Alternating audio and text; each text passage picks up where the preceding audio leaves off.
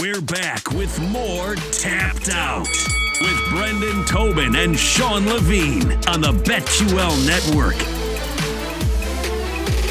All right, so the weird time fights in Long Island are over.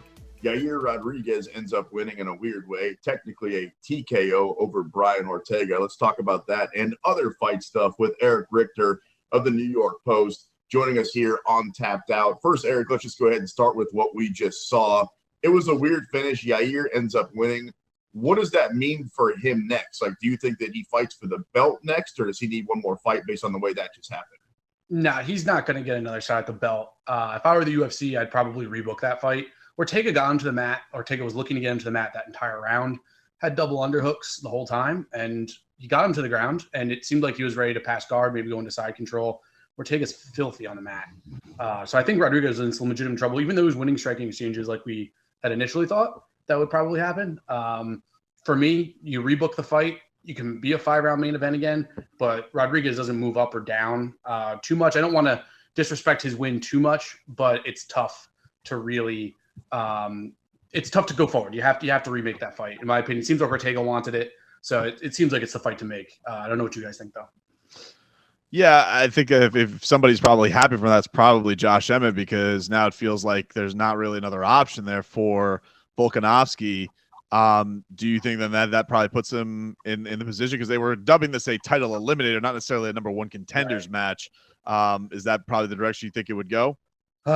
Emmett, I wanted Emmett to get the fight Korean Zombie had no business being in there with Volkanovski a couple months ago. He had no business being in there. He was outclassed, and there's not on the same level of fighter. Now, I understand remaking the Holloway fight, but Emmett should have gotten that title shot against the Korean Zombie. Let's just be real here. I would have actually liked to see an Ortega-Volkanovski rematch. Doesn't seem like it's going to happen now after he just lost to Rodriguez. Probably remake the Ortega fight. Emmett deserves the title shot next. Uriah Faber's been pushing for it for a while now. I don't know if you guys saw his post-fight comments. He was very upset that the UFC wasn't pushing Emmett, putting him in the front row of seating at the Volkanovski Holloway pay-per-view. So I think Emmett's probably next, but realistically, Volkanovski kind of cleared out 145. I don't really see Emmett beating him anyway. So I think a 155 pending whoever beats Oliveira and Makhachev. I think that could be interesting. That Zombie fighting for the title thing was weird. Like, I guess anytime you get a title fight where one guy, what did he come in? Like plus 450 or something like that, 480 by the time the fight went off. Like, that should tell you right there that he's probably not the right guy at the right time. But I know who is, and that's Paddy Pimblett. And he fights next week in London. So, BT, you might want to make a note of this. It's another day card, so you're going to have to set that alarm up there early in Miami and wake up and watch fights during the day. Paddy Pimblett, do you think he keeps cruising, or do you think he's finally met his match against Jordan Levitt? Now, does he meet his match, or is he just too big of a favorite? That's really the question that I think needs to be answered. He's minus 300 this weekend against Levitt. And that seems like nonsense. If you're asking me, the last opponent that he faced was not on the same level, almost got knocked out. He desperation takedown, pulling guard, and then he's able to reverse position, get the submission in the first round. That's how that fight went.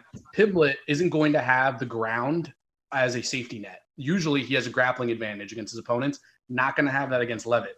So if Pimblett isn't a UFC caliber striker, and we don't know that yet, if he's not a UFC caliber striker, he's not going to have grappling as a safety net. And Levitt will give him more than enough trouble on the ground. He could get a submission.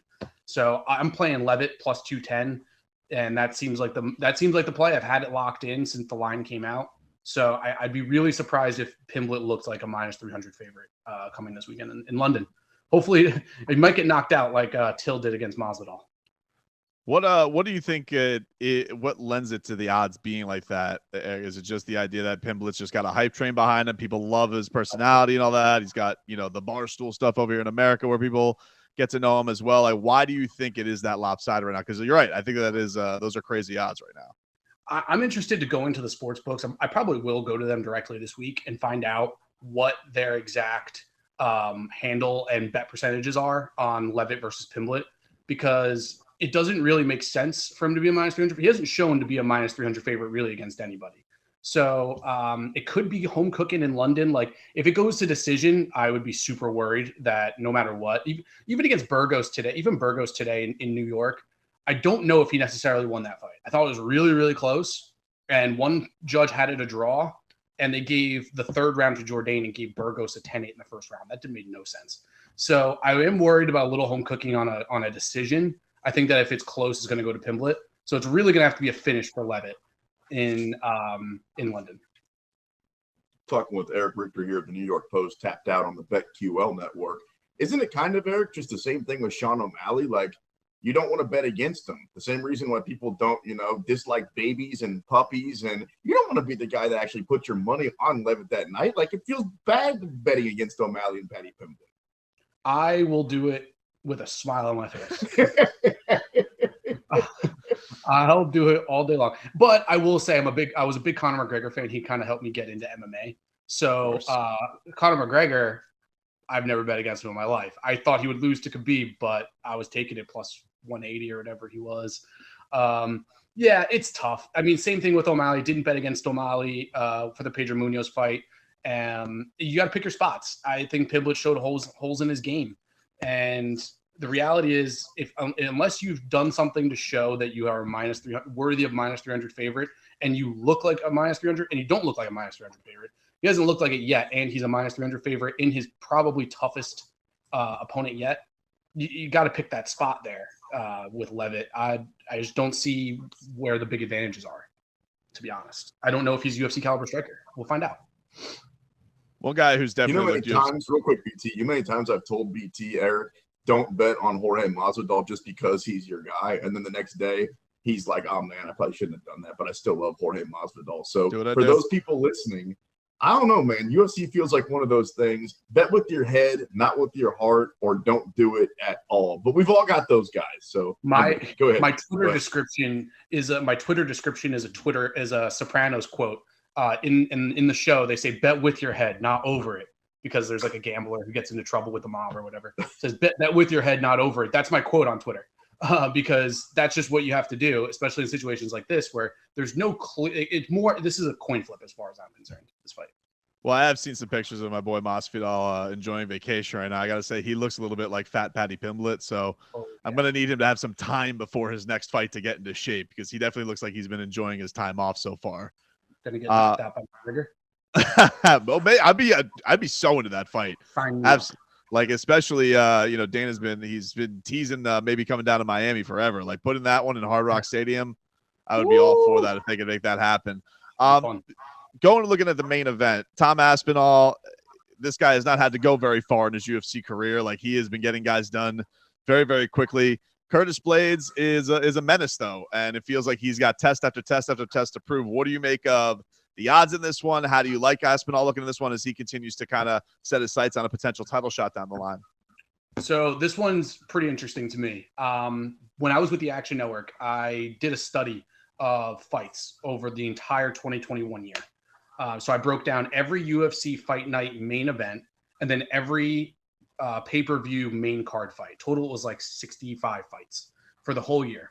And I only took the ones where there was an opening line where the sports books put a fighter as a favorite, and then they were moved to underdog status by the closing line time. So whatever the sports book opened it, so say the sports book opens you at minus 150 and you close at plus 120, the data showed that the sports books were right more often than not, that fighter deserved to be a favorite. So how does that work for this fight? This fight, Blades opened at a minus 120 favorite to Aspinall's plus 100. The line is totally switched. Blades is actually plus 120. Now Aspinall's minus 150. Tough to really call this one because Aspinall's a super talented athlete. But I think Blades is just so much bigger. And Aspinall's never faced a wrestler like this. I think Blades is actually the side here, especially at plus 120. And Blades, the wrestling, he looks like he's in better shape than he's ever been in. And Aspinall, and you look at what Blades had a hard time with in his career. He got knocked out by Derek Lewis, and basically anybody with big time power, he struggles. Ngannou destroyed him every single time, right? So it's big power that he really struggles with. Now, he might not have as big of a grappling advantage that he does against Aspinall, they will against Aspinall than against past opponents. But Aspinall doesn't have that big one-punch power. He's more of an accumulation volume striker. So Blades, I think that he's big enough, he's quick enough, and he just has such a size advantage and such a good wrestler. I think he's the side at plus 120. And I don't want to go against all of the London guys. I know it was such a fun card in England last time, and all the England guys won, and Molly McCann and all that. I don't want to go against all of them, but there's a lot of juice on these lines. And I think the sports book was right initially. Blades is the favorite. Aspinall is he's a very good fighter, but he's more of a well-rounded fighter than he is than when you match him up with Blades. He's very well-rounded. Tough fight for him, though. Talking with Erich Richter here at the New York Post on Tapped Out. Whoever ends up winning that fight, what does it mean? Do they get a shot at the, I guess, called the vacant title right now that Ngannou whenever he comes back? I might be a little biased here. Beginning of the year, I have an 80-1 ticket on Blades to be the UFC heavyweight champion. Damn.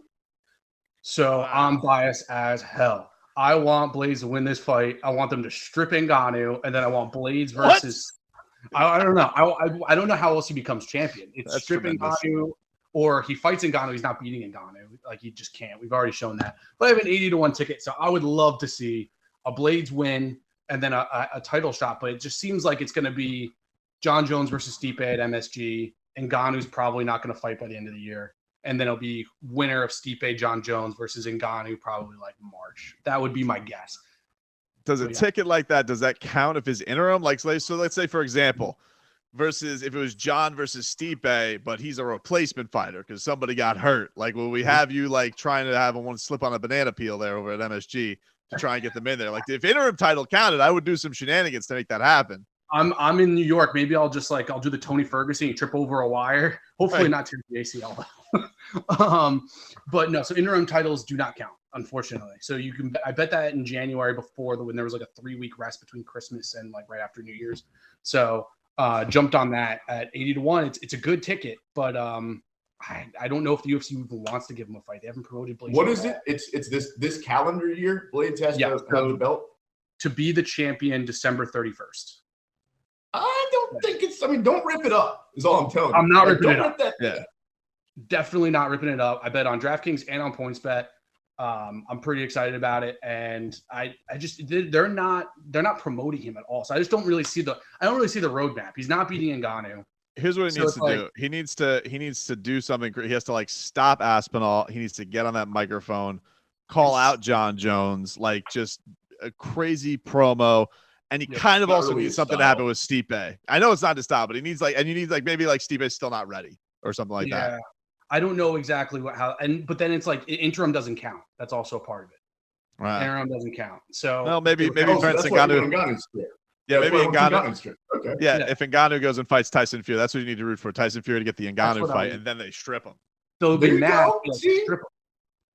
That's my guy BT. You can talk about the problems, but he's always solutions oriented. That's how you get it. That's your best shot. Is that Ngannou comes back, says he's healthy, gets into it with Dana negotiations, says screw this, he goes away, and then how about this? They have like a special like December Curtis Blades fights. Like you get in right under the gun, and then that's what I'm saying.